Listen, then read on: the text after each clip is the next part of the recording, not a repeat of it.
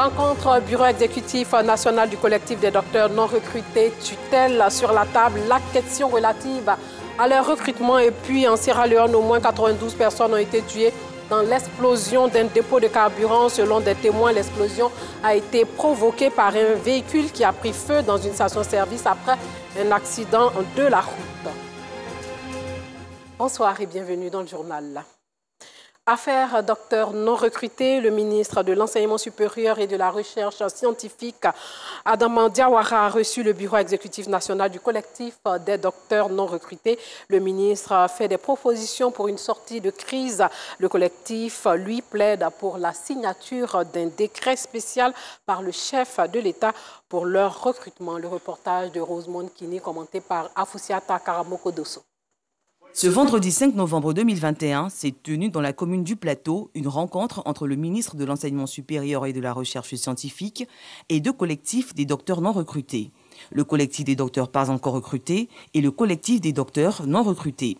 Le 3 novembre dernier, le collectif des doctorants-chercheurs a entamé une marche dans la commune du Plateau pour demander le recrutement de tous les docteurs. Nous sommes arrivés à une seule conclusion, que le président de la République de Côte d'Ivoire prenne un décret exceptionnel pour recruter tous ces docteurs, pour remettre à zéro le compteur des docteurs non recrutés. Et c'est la seule revendication que nous avons.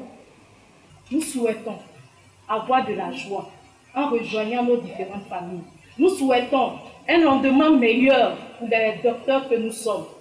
Après les échanges, le ministre a pris des décisions pour redynamiser le concours de recrutement des docteurs. Comme maintenant, ce sera une seule candidature et ce sera un seul concours. Ne vous en faites pas. Mais justement, on va vraiment changer les règles du jeu.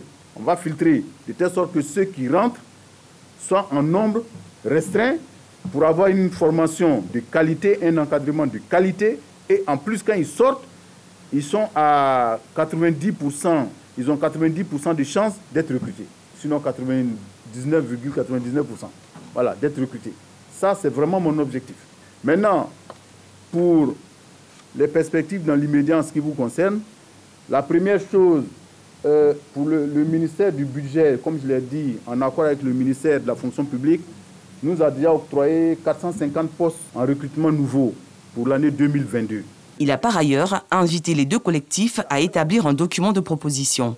Ce plan de travail entre la tutelle et le collectif des docteurs non recrutés obéit à plusieurs principes directeurs. Après la dernière session de recrutement, on a recruté 151 en recrutement nouveau et 6 en contrat. Donc si vous retranchez tout ça de 1277, il vous reste 1120. Donc nous aujourd'hui, dans notre fichier, on a 1120 docteurs non recrutés. Une autre rencontre sera annoncée très bientôt. Le collectif lance un appel à l'endroit du président de la République, Alassane Ouattara, afin qu'il prenne un décret en vue d'un recrutement direct des docteurs. L'égalité des sexes reste un combat dans les formations et les métiers des sciences sous-représentés. Les filles sont peu nombreuses dans les métiers liés aux nouvelles technologies ou dans les carrières de chercheurs. Un manque à gagner pour l'économie, l'insuffisance de femmes dans ces filières scientifiques se retrouve dans les études supérieures et plus tard dans le monde du travail, d'où l'appel lancé en direction des jeunes filles afin qu'elles s'intéressent aux filières scientifiques. Le reportage de Georgette Hidou. Elles sont jeunes, studieuses et intelligentes et elles ont décidé de s'intéresser aux matières scientifiques et technologies. Réunies au sein de l'Association des sciences et technologies au féminin, ces jeunes filles scientifiques veulent promouvoir ces filières et attirer le maximum celles qui hésitent encore à se lancer.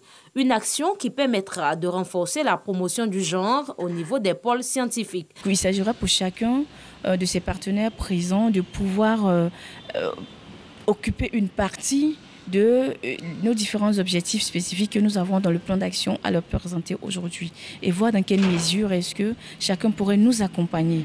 Ces jeunes filles ayant choisi les sciences et la technologie sont confrontées à de nombreuses difficultés, notamment celle du logement dans les cités universitaires. Pour favoriser un meilleur cadre d'apprentissage et de formation, l'Association des sciences et technologies au féminin souhaite que les salles soient équipées en matériel didactique scientifique adapté.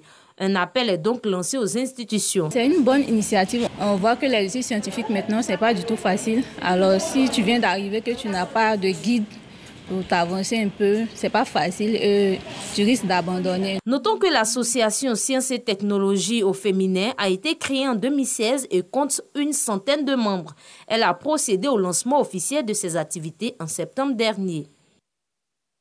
Et puis le collectif des associations des parents, d'élèves et étudiants de Côte d'Ivoire a donné son accord au réseau des reporters, photographes, caméramans pour la prise de photos des élèves dans les établissements scolaires lors d'une rencontre organisée dans la commune de Trècheville. Sachez que cet accord fait suite à l'arrêté ministériel 93 du 12 octobre 2021 portant suppression des cotisations exceptionnelles et fixant le régime des droits liés à la scolarisation des élèves qui stipule que le choix des prestataires de l'école ivoirienne revient aux parents. Le reportage de Abdoulaziz Guira, commenté par Georgette Tido Fofana.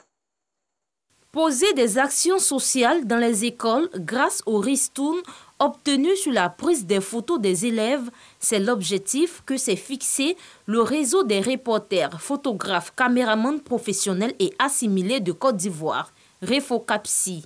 Une initiative qui lui a valu l'approbation du collectif des associations des parents d'élèves et étudiants de Côte d'Ivoire, KPSI, pour la prise des photos de leurs enfants dans les écoles. On a constaté qu'il y a une équipe de photographes qui s'en vont. Ils font des photos. Ils ont des ristournes, ils retournent à l'école, ils demandent aux écoles quels sont vos besoins. Et puis ils reviennent. Si c'est la tri, il faut encourager ce genre d'action. Nous sommes plus de 20 000 jeunes Ivoiriens qui avons choisi d'aider l'école ivoirienne. Et au-delà d'aider l'école ivoirienne, le jour d'aujourd'hui, nous avons investi avec les photos tirées à l'école, des ristournes, à hauteur de 500 à 800 millions de francs CFA. Nous avons pu collecter et redonner à l'école ivoirienne. L'accord des parents d'élèves obtenu, le REFOCAPSI entend commencer ses activités dès ce lundi 8 novembre dans tous les établissements scolaires de Côte d'Ivoire. Le secteur des TIC entend prendre une part prépondérante dans la création d'emplois. Le ministre de l'économie numérique, des télécommunications et de l'innovation l'a affirmé lors d'une conférence inaugurale intitulée « Compétences numériques et création d'emplois » marquant la rentrée académique 2021-2022. C'était à l'École supérieure africaine des technologies de l'information et de la communication ESATIC. Les détails avec notre reporter Clément Beaucoup. Pour la rentrée académique 2021-2022, Olivier et Auger, deux anciens étudiants, respectivement de l'École supérieure africaine des technologies de l'information et de la communication ESATIC et de l'Institut national polytechnique Félix Houphouët-Boigny de Yamoussoukro, INPHB, sont venus partager leur expérience entrepreneuriale dans le secteur des TIC avec leurs cadets. Ces jeunes sont aujourd'hui à la tête de 2 start-up qu'ils ont montées chacun de son côté. Ils emploient une dizaine de diplômés dans le secteur des TIC. Qu'est-ce qu'on a fait? On n'a pas voulu se positionner comme une start-up de tech classique qui venait avec des solutions très complexes, pas forcément compréhensibles par la cible. On a voulu apporter un service d'accompagnement à la résolution de problèmes réels que nos clients rencontraient depuis des années. Nous nous basons sur 3 piliers. Nous avons la conception, la réalisation, l'exploitation et la maintenance des plateformes digitales innovantes. Ensuite, nous avons également la transformation des processus métiers et gestion des entreprises. Nous faisons également la conduite des changements. Des histoires à succès qui attirent de plus en plus de jeunes. Pour galvaniser ces jeunes, le ministre de l'économie numérique, des télécommunications et de l'innovation a prononcé la conférence inaugurale intitulée « Compétition numérique et création d'emplois ». Roger Félix Adom a insisté sur l'importance de l'innovation pour créer des prototypes capables de se vendre aisément. Plus nous allons réussir à mécaniser, à robotiser, à mettre de l'intelligence artificielle dans l'agriculture, plus nous allons produire encore mieux.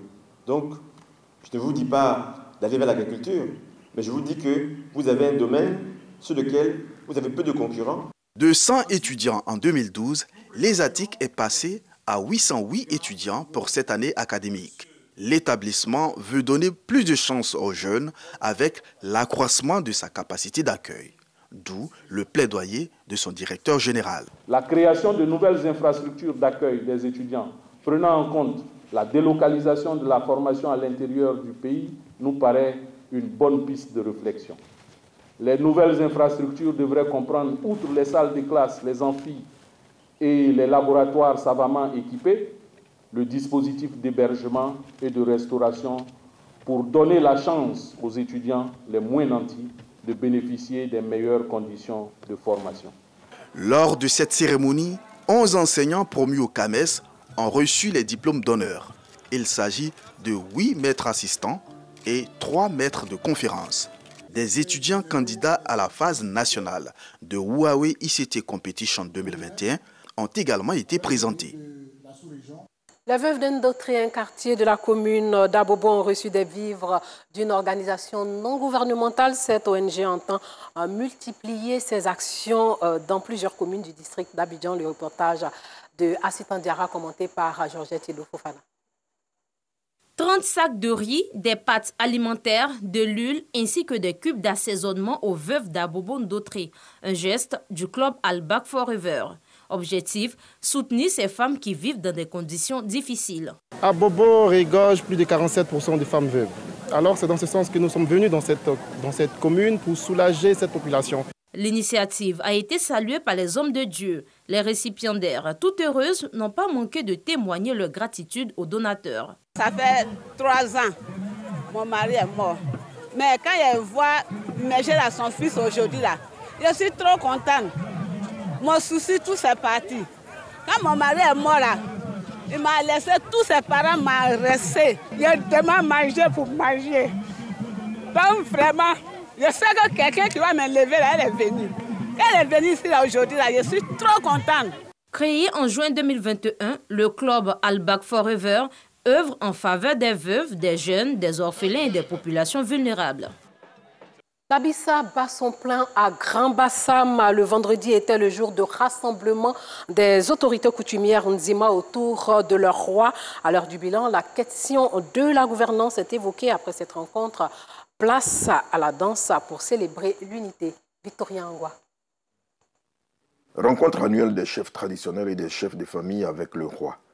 Un huis clos pour évoquer tous les sujets, même ceux qui fâchent. On est en pleine année et il est de bonne loi que les chefs qui sont dans le royaume viennent rencontrer le roi pour évidemment dire certaines choses, pour s'entendre sur certains aspects de la gouvernance. C'est donc tout naturellement que cette rencontre ait eu lieu avec le roi et disons les chefs. Il s'agit quand même d'affaires, je dirais, culturelles qui rentrent en ligne de compte dans les relations que nous avions avec le roi et naturellement c'est strictement confidentiel. Il y a des points sur lesquels nous sommes obligés d'ailleurs d'attirer l'attention donc du roi et également lui aussi par l'intermédiaire donc de disons des personnes qui sont intervenues en son nom nous ont également dit un certain nombre de choses. Si vous écoutez bien les chansonniers, ce sont ceux-là qui relaient en fait, qui relaient au public, voilà, tout ce qui se dit dans la chambre, si vous voulez. Voilà. Et donc peut-être que certains des propos vont être relayés donc par les chansonniers, mais ça reste dans le cadre donc de la Bissa. Un seul objectif, s'unir pour célébrer l'espoir à travers la Bissa. Ce vendredi 5 novembre 2021, le rendez-vous a été honoré au Palais Royal. Au terme des échanges, les chefs traditionnels vont entrer dans la Bissa.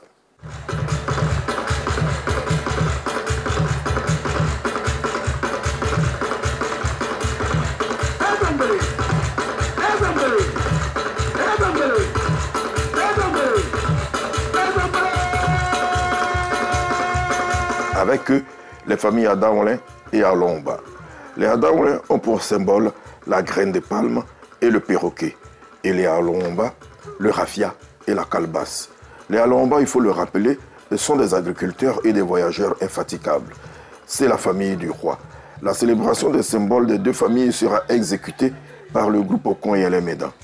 Danse de l'ouverture d'Enzima au peuple de Côte d'Ivoire, critique sociale à travers la poésie chantée. Cette journée prendra fin avec la danse de la communion entre les chefs de famille et les chefs traditionnels. Le tour de danse des chefs traditionnels a clos la manifestation. Pour finir, sachez qu'en Sierra Leone, au moins 92 personnes ont été tuées dans l'explosion d'un dépôt de carburant. Selon des témoins, l'explosion a été provoquée par un véhicule qui a pris feu dans une station-service. Après un accident de la route, le feu s'est ensuite propagé dans le quartier. Plusieurs autres personnes sont grièvement blessées.